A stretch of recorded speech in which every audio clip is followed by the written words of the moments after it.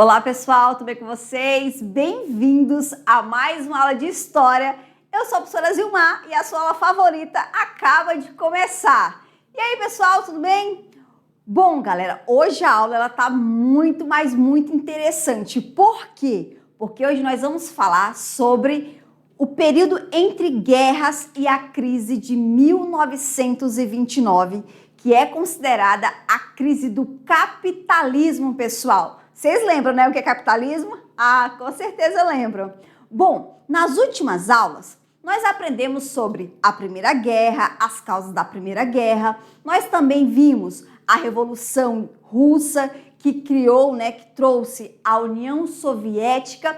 E aí nós vimos que a União Soviética, ela coloca em prática os ideais do socialismo, pessoal, as práticas.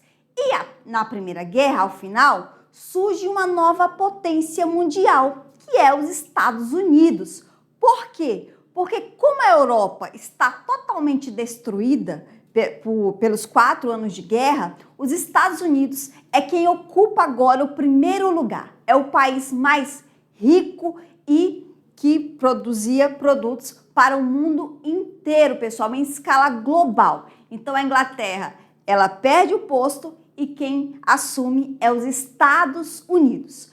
Só que assim, isso aí foi muito bom para os americanos por um tempo, mas por causa da superprodução, vai acontecer o que nós chamamos de crise de 1929, que é a crise do capitalismo. Pois bem, pessoal, sem mais delongas, vamos para a tela, porque agora a gente vai entender como que essa história aconteceu, certo? Então vamos lá! Bom, pessoal, hoje nós vamos falar sobre o mundo entre guerras e a crise de 1929. Vamos falar sobre a reconstrução pós-guerra, instabilidade econômica internacional, a crise de 1929 e o colapso do liberalismo econômico, políticas de intervenção estatal e novas estratégias econômicas e impactos sociais e políticos da crise no mundo capitalista, pessoal. Então vamos lá. Reconstrução pós-guerra e instabilidade econômica internacional. Após a Primeira Guerra, a economia dos Estados Unidos tinha se tornado a mais poderosa do mundo. Em 1920, este país era responsável por quase 50% de toda a produção industrial do planeta. Sua agricultura também tinha crescimento significativamente, impulsionada pela mecanização e pela instalação de redes elétricas no espaço rural. A sociedade estadunidense vivia um clima de entusiasmo e euforia, e essa época ficou conhecida como Anos Felizes. Foi nesse momento que se cunhou a expressão American Way of Life. E aí, pessoal, gostaram do meu inglês? Isto é, estilo de vida americano, caracterizado pelo consumo de produtos como eletrodomésticos e automóveis. Viver bem era sinônimo de consumir mais. Pois bem, pessoal, ao final da Primeira Guerra Mundial, os Estados Unidos eles surgem como a primeira potência mundial, uma potência industrial. E aí nos anos 20 vai surgir uma cultura de consumo, que é o que eles vão chamar de American Way of Life, onde a sociedade americana, ela pregava o consumo, onde a economia estava crescente, onde as pessoas elas estavam tendo acesso a bens duráveis como eletrodomésticos e também automóveis. Então as pessoas estavam vivendo um momento muito próspero, um momento muito feliz. E esta felicidade vai acabar com essa crise, certo? Que vai ser a crise do capitalismo. E aqui nós temos um cartaz muito interessante que retrata um pouco do que vai ser essa crise. Aqui nós temos o estilo de vida americano, que é uma família muito feliz, só que aqui embaixo nós temos o resultado dessa crise que vai ser ocasionada por esse consumo. Então aqui as pessoas pobres que estão na fila querendo alimentos. Então aí você percebe uma contradição entre o estilo de vida americano e o que era a realidade desse povo em 1929. Por volta de 1925, as sociedades europeias estavam se recuperando dos prejuízos da Primeira Guerra Mundial. Enquanto isso, os Estados Unidos, em notável crescimento econômico, exportavam a países europeus a maior parte que eles necessitavam na época, que era alimentos, máquinas, combustíveis, armas e etc, pessoal. Só que assim, com o final da Primeira Guerra, como a Europa ela está toda destruída, a Europa ela vai depender muito dos Estados Unidos. E aí que os Estados Unidos vão começar a produzir em larga escala. Lembrando que os americanos eles já estavam consumindo esses produtos. Além dos americanos, tinha o mundo inteiro. Só que a Europa, pessoal, ela não é o Brasil, certo? A Europa demora essa questão de 10 anos. Então a guerra ela acaba em 1918, só que em 1925 a Europa praticamente já está reconstruída. Então surge a Inglaterra novamente como uma potência, nós temos França, nós temos Alemanha. Então o quantitativo de produtos americanos já não é mais necessário. Então, a Inglaterra, a França, a Alemanha e os outros países têm a sua própria indústria, está se reconstruindo. E o que vai acontecer? A gente pensa, bom, se não tem tanto consumo assim, as indústrias americanas vão diminuir a quantidade de produtos, certo? Só que não, pessoal, não tinha uma fiscalização do Estado ali. As fábricas, elas continuavam a produzir em larga escala, ao ponto de a produção ser tão grande que não tinha consumo. Então, quando eu tenho muito produto em oferta e eu tenho pouco consumo, esse produto ele vai perder o valor, pessoal, porque não tem ninguém para comprar esse produto. E essa crise do capitalismo vai ser gerada pela superprodução.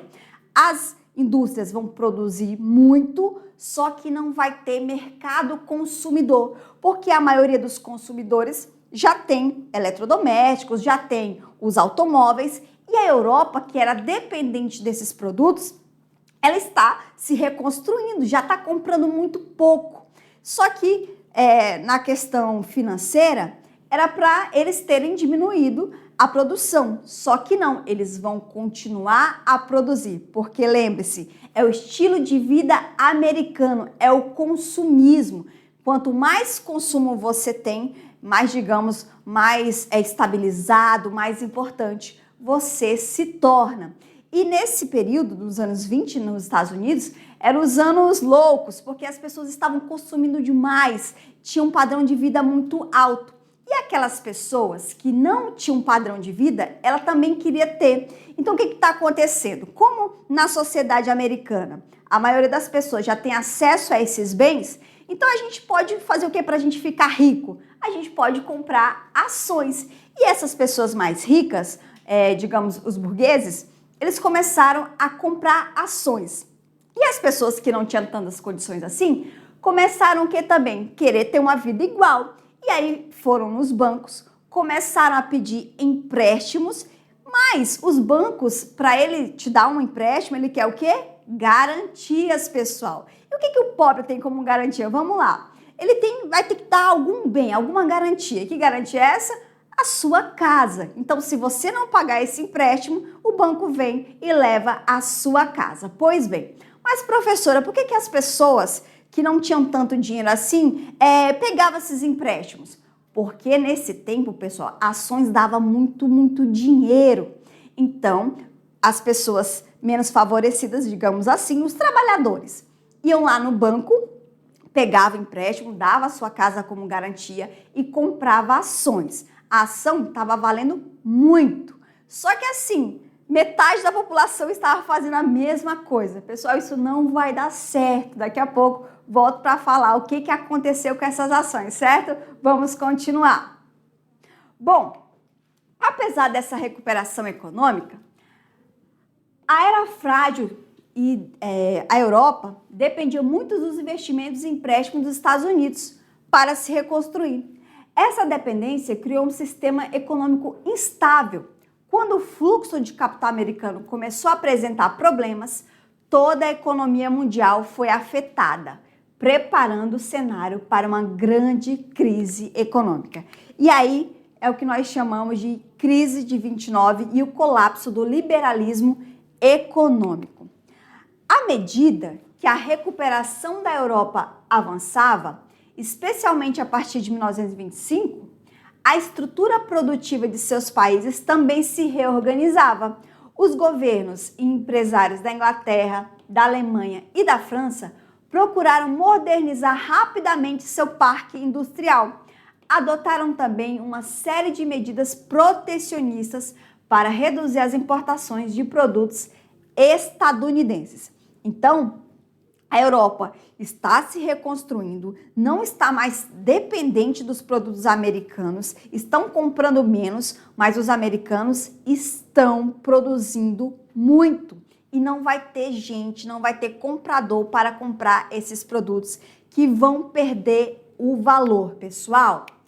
E aí aqui nós temos uma foto muito interessante que é de mulheres que vão ter uma participação muito importante nessa reconstrução, pessoal. As mulheres nos anos 20, elas vão dominar as indústrias, elas vão estar nos cargos públicos e elas também vão estar na reconstrução das cidades. Então as mulheres elas vão ter um papel muitíssimo importante. E aí nos Estados Unidos, porém, o ritmo da produção industrial e agrícola continuava a crescer, ultrapassando a capacidade de compra dos mercados interno e externo. Ocorreu então uma gradativa superprodução de mercadoria, isto é, uma enorme quantidade de produtos para os quais não existiam compradores. Com a superprodução e a falta de mercado consumidor, ocorreu a queda dos preços e dos lucros, redução da atividade econômica, desemprego em massa. O número de desempregados nos Estados Unidos chegou a 15 milhões de pessoas, pessoal. Então, o que essa crise vai gerar aí? Vamos lá. Essa crise, ela vai gerar esse desemprego. Por que ela vai gerar esse desemprego? Porque lá no campo está tendo inovações tecnológicas que os trabalhadores eles não vão conseguir acompanhar. Então, as máquinas acabam tirando esse trabalho desse trabalhador que está lá no campo, pessoal. E aí, o que vai acontecer? Além disso, vai ter os empréstimos das pessoas que pegaram esse dinheiro para investir em ações, só que como tem muito produto e pouca gente comprando, essas ações elas vão perder completamente o valor. Então, quando essas ações ela perde o valor, esse trabalhador ele perde tudo. Então, o que vai acontecer? Essa ação que era o único bem dele, ele também vai perder. Então, isso aí vai desencadear uma grande crise econômica, que no caso é a crise de 1929, que é a crise do capitalismo. A redução da atividade econômica dos Estados Unidos levou a um número cada vez maior de acionistas e investidores a vender ações que possuíam. Com isso, a oferta desse tipo de papel aumentou progressivamente. Seus preços caíram cada vez mais e o pânico tomou conta do mercado financeiro. Então, voltando àquele assunto das ações, tanto as pessoas ricas quanto os trabalhadores compraram ações, pessoal, investiram nessas ações. Só que como o valor dos produtos caiu, então essas ações também vão se desvalorizar. As pessoas que foram espertas e começaram a observar como que estava o mercado, já venderam essas ações antes e ganharam algum dinheiro. Só que as pessoas leigas, que era a maioria das pessoas, ou seja, os trabalhadores que não entendiam nada de mercado financeiro, elas demoraram para vender. E aí, quando os produtos no mercado despencaram esse valor, todo mundo correu para vender essas ações. Só que quando chegou na Bolsa de Valores, pessoal, a ação não valia mais absolutamente nada, valia centavos. Então, tanto o trabalhador quanto aquela empresa estava falida. Pessoal, por dia, 5.000 empresas faliram. Então, o trabalhador que pegou aquele empréstimo, dando a sua casa como garantia, ele vai perder a sua casa. Como os produtos já não tinha mais gente para consumir dentro das fábricas, o desemprego, ele aumenta, porque se não tem gente para comprar, então eu não tenho por que eu produzir, então eu vou demitir metade dos meus trabalhadores. Então tá um caos na sociedade americana devido à crise do capitalismo. Pessoal, detalhe, gerada pela superprodução. Mas aí você deve estar se perguntando, mas professora, não tinha ninguém para fiscalizar isso aí? Pessoal, os Estados Unidos viviam um liberalismo econômico. Lembra? O que é o liberalismo mesmo? É a não intervenção do Estado na economia. A economia, ela tem que ser livre. Então, se eu tenho oferta e procura, eu vou lucrar. Então, quanto eu tenho oferta, ou seja, produtos e muita procura, eu lucro. Esse produto ele vai ficar caro, porque eu tenho produtos e muita procura.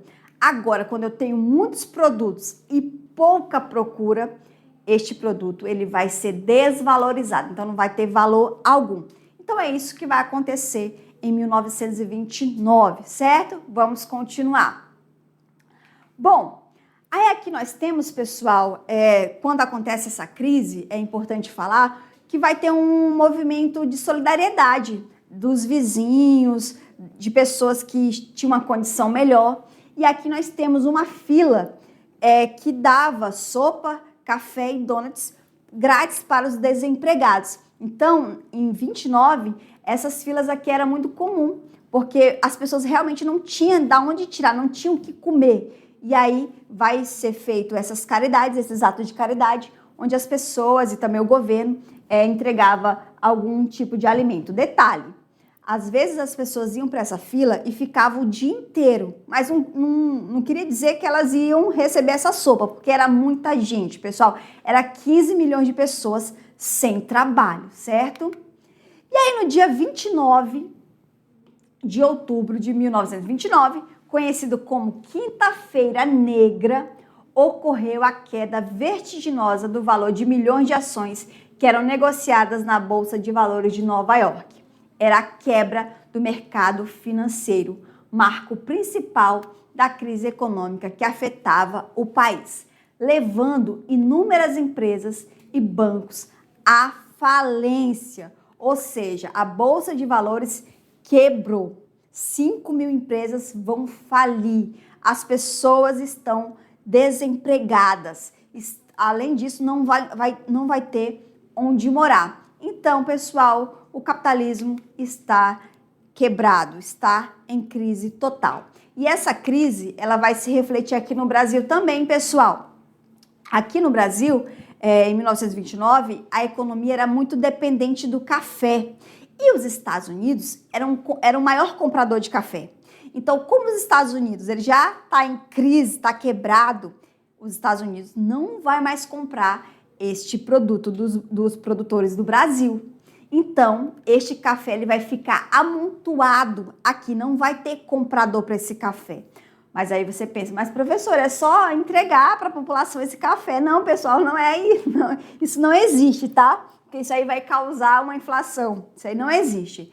Então, o que vai acontecer? O governo, para ajudar os cafeicultores, os produtores de café, acaba comprando esse café e dessa compra ele vai começar a queimar. Queima para diminuir o estoque e produzir pouco. Então, lembra, quando eu tenho pouca oferta e muita procura, o valor desse produto vai subir. Ou seja, se eu tenho pouco café e muita gente querendo esse café, o valor desse café vai ser muito caro. Agora, se eu tenho milhares de sacas de café e pouca gente comprando café, ele não tem valor algum, pessoal.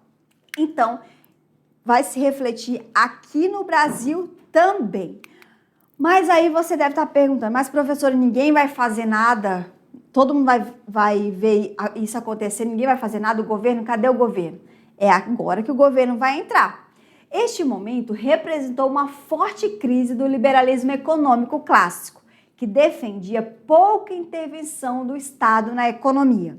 Durante décadas, acreditava-se que o mercado seria capaz de se regular sozinho.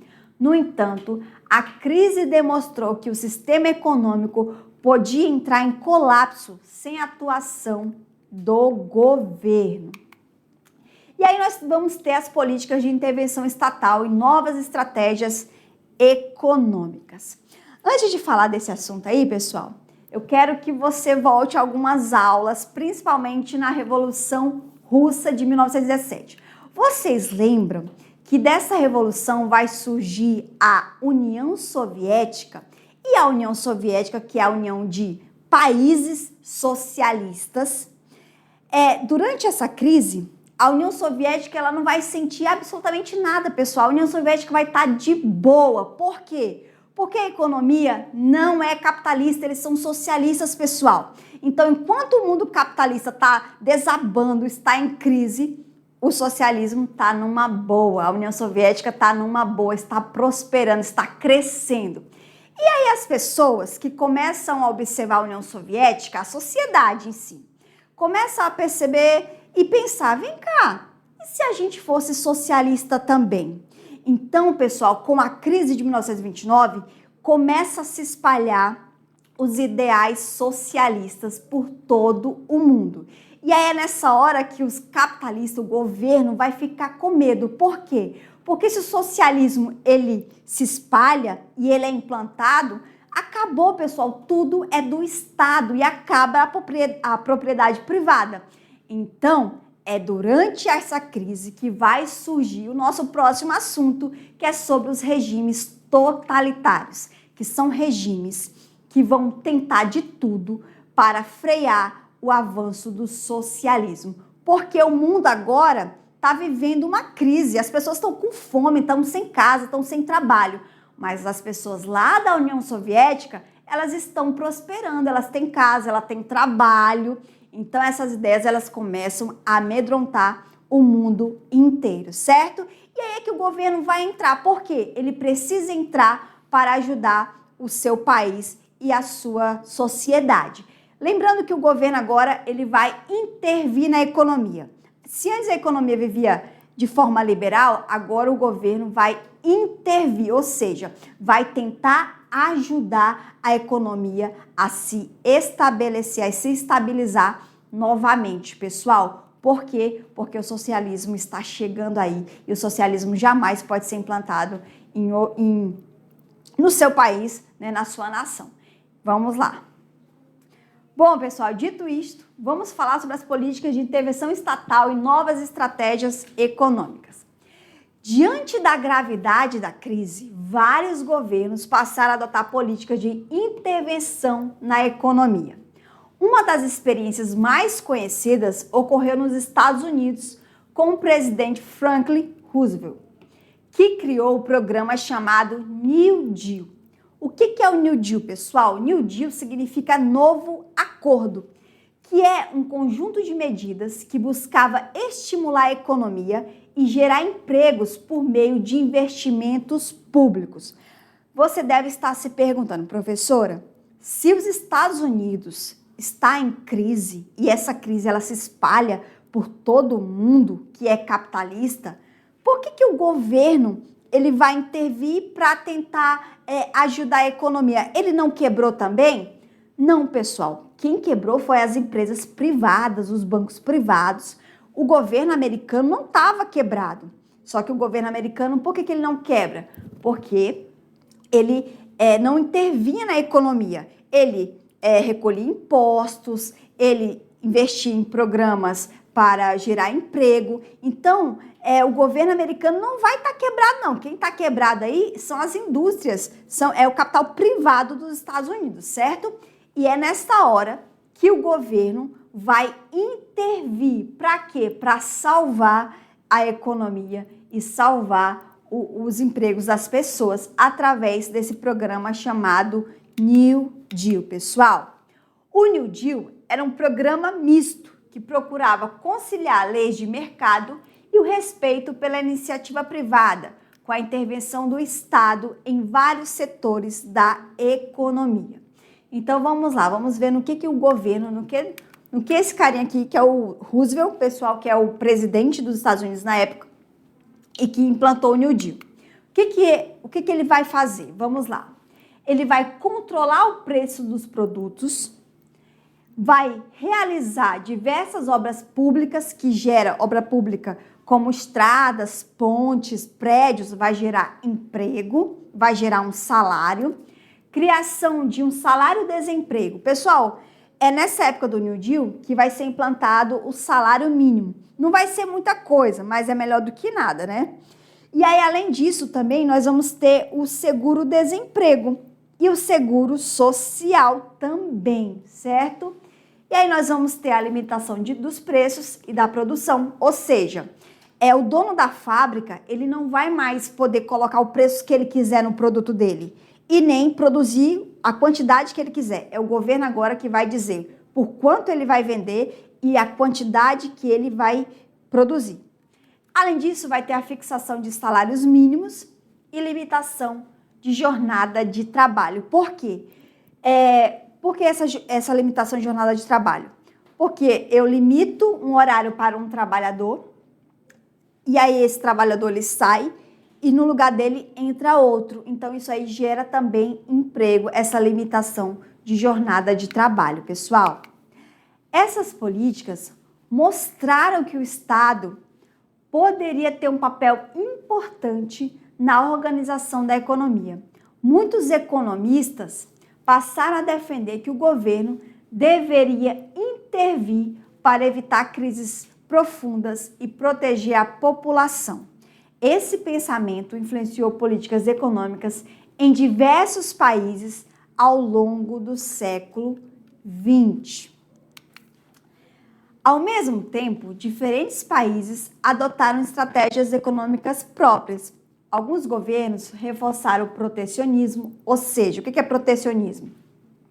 É quando um país ele produz e ele evita comprar tudo que for de fora. Então ele precisa vender mais do que comprar. Então ele exporta mais e importa menos, limitando importações para proteger suas indústrias.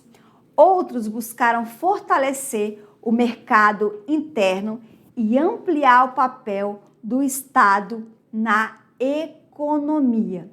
Ou seja, pessoal, agora o governo ele vai ter que intervir, porque eles perceberam que deixar a economia livre não é muito boa não, porque nós já temos aí essa crise que está assolando o mundo inteiro. Dito isto, quais foram os impactos sociais e políticos da crise no mundo capitalista? Vamos lá. A crise econômica teve fortes impactos sociais. O desemprego aumentou drasticamente em muitos países e a pobreza se espalhou entre muitos trabalhadores urbanos e rurais. Muitas famílias passaram a viver em condições precárias, enfrentando dificuldades para conseguir alimentos e trabalho. Pessoal, durante essa crise, foram cerca de 15 milhões de pessoas que vão ficar desempregadas. E vai haver um fluxo migratório muito grande. Muitas pessoas vão sair do campo e vão para a cidade em busca de alimento, em busca de trabalho. Então, como muitas pessoas vão migrar do campo para a cidade, não vai ter uma infraestrutura para receber esse tanto de gente. O que vai causar o quê? Vai causar problemas sociais. E aí, nessa época também, além do desemprego e a falta de moradias, nós vamos ter a criminalidade aumentando. Por quê? Porque as pessoas, elas vão começar a tentar pedir empréstimos de agiotas, certo? Na esperança de conseguir algum dinheiro para alimentar ele e a sua família. Só que a gente sabe que quando a gente pega dinheiro de agiota, o agiota ele cobra pessoal, certo? E aí, se você não tem dinheiro para pagar, esse agiota ele vai fazer você pagar por bem ou por mal. E aí, para mim não morrer, né? O que vai acontecer? Muitas pessoas vão começar a praticar crimes como roubo e desses roubos vai acontecer muitas mortes. Então, durante essa crise vai aumentar a criminalidade muito grande. Além disso, pessoal, além da criminalidade, vai acontecer um surto de suicídio. Por quê? Porque as pessoas que tinham muito dinheiro e vão perder absolutamente tudo, vão ficar sem casa, vão à falência, elas não vão ter mais sentido para viver, porque perderam tudo do dia para a noite. Então, muitas pessoas vão se suicidar, porque a realidade não é algo muito bom naquele momento. E além disso, pessoal, o governo vai estabelecer o que nós chamamos de lei seca, ou seja, para evitar problemas com vício, pessoal, o governo vai proibir a venda de bebidas alcoólicas, ou seja, as pessoas não vão poder se embriagar mais, vai ser proibido. E é nessa época que vai surgir um traficante muito conhecido na história e também no cinema, chamado Al Capone. O Al Capone, pessoal, ele era um traficante, ele era um contrabandista de bebida, então ele burlava o sistema americano e começava a vender essas bebidas, porque durante 1929 ou 1920 era proibido o consumo do álcool nos Estados Unidos, pessoal. Vamos continuar. Bom, essa situação gerou grande insatisfação social. Em vários países, a população passou a questionar governos e o sistema econômico existente. Movimentos sociais, greves e protestos tornaram-se mais frequentes, demonstrando o descontentamento com as condições de vida. O que vai acontecer aqui? Como eu falei para vocês, o mundo capitalista está em crise. O governo americano cria o New Deal para tentar salvar a economia e a economia voltar a crescer novamente, vai começar a intervir. Por quê, pessoal? Porque as pessoas elas vão começar a questionar se viver no capitalismo é realmente bom, se quem vive no socialismo lá na União Soviética não está sofrendo com essa crise. Então, durante a crise de 29, os ideais do socialismo vão começar a se espalhar pelo mundo todo e os governos vão entrar em desespero para tentar frear essas ideias. E é aí que vai surgir os regimes totalitários, pessoal. A crise também contribuiu para o crescimento de regimes autoritários na Europa. Em países como a Alemanha e a Itália, líderes políticos aproveitaram o desespero da população para conquistar apoio, prometendo soluções rápidas para os problemas econômicos e sociais. Esse contexto favoreceu a ascensão do fascismo e do nazismo. E aqui nós temos essas duas figuras, né? Esses dois desgraçados da história, o Hitler e o Mussolini. Lembrando que os dois eram muito amigos, né? Nós temos aqui o nazismo, representado pelo Hitler, e nós temos o fascismo, representado pelo Mussolini. Então, esses regimes totalitários, fascismo e nazismo, eles vão surgir durante essa crise de 1929. Essas duas pessoas vão chegar para essa população que está sofrendo com essa crise, com essa falta de trabalho, com essa falta de alimento, com essa falta de esperança, e vão trazer soluções. Então, as pessoas, no momento de desespero, começam a ouvir que um líder, uma pessoa é capaz de solucionar, de parar de fazer as pessoas sofrerem. Então, as pessoas elas vão começar a acreditar. E nesse cenário, durante a crise de 1929, que vai surgir esses dois regimes que nós chamamos de regimes totalitários. Mas isso aí vai ficar para a próxima aula, onde eu vou te contar absolutamente tudo sobre isso, certo? Assim, o período entre as duas guerras mundiais foi marcado por fortes crises econômicas, tensões sociais e transformações políticas.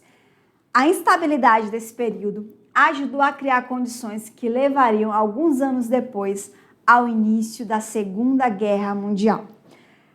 A pergunta é, professora, quando que essa crise vai acabar? Quando que a crise do capitalismo acaba? Ela começa em 1929, certo?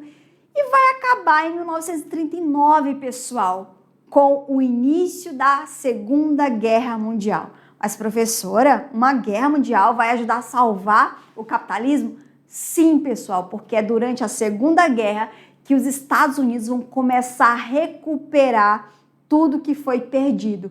Porque como a Europa vai estar em guerra novamente, os Estados Unidos vão começar a produzir. Muito mais. Detalhe, na Primeira Guerra, a Europa ela foi bombardeada. Só que na Segunda, pessoal, as cidades vão ficar destruídas, todas as indústrias. Então, os países que estão nessa guerra diretamente não vão produzir. Então, é nessa hora que os Estados Unidos entra e começa a produzir novamente e começa a manter o seu status de primeira potência mundial, certo? Bom, pessoal, espero muito que você tenha gostado da aula. Nossa aula chegou ao fim, mas não fique triste. Não fique triste porque eu vou voltar e na nossa próxima aula nós vamos falar sobre os regimes totalitários, certo? Então é isso, pessoal. Um grande beijo e até a próxima aula. Tchau!